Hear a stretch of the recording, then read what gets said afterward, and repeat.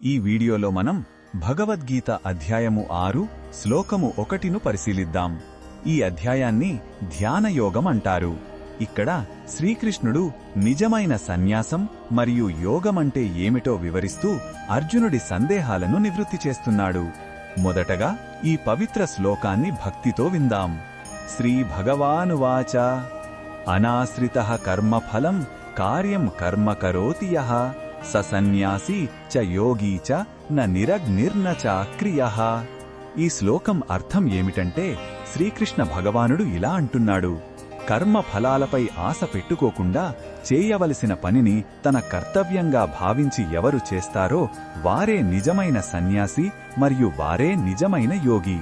కేవలం అగ్నిహోత్రం వంటి కర్మలను వదిలేసినంత మాత్రాన లేదా ఏ పని చెయ్యకుండా సోమరిగా ఉన్నంత మాత్రాన ఎవరూ యోగి లేదా సన్యాసి కాలేరు.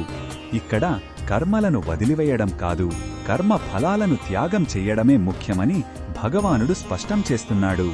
ఈ శ్లోకంలో ఉన్న భావం మనకు ఏమి చెప్తుందంటే, నిజమైన త్యాగమనేది బాహ్య క్రియలలో కాదు, మన అంతర్గత వైఖరిలో ఉంటుంది.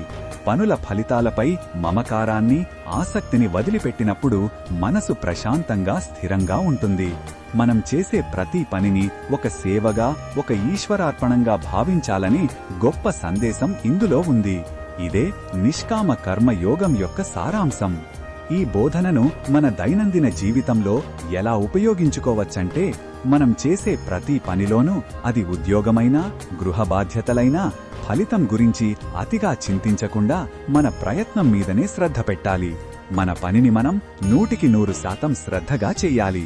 కాని ఫలితం మనకు అనుకూలంగా రావాలని పట్టుబట్టి కూర్చోకూడదు. ఈ వైఖరి మనల్ని అనవసరమైన ఒత్తిడి, ఆందోళన, నిరాశల నుండి కాపాడుతుంది. మరిన్ని భగవద్గీత శ్లోకాల అర్థాన్ని తెలుసుకోవాలంటే మా తదుపరి వీడియోలను తప్పకుండా చూడండి.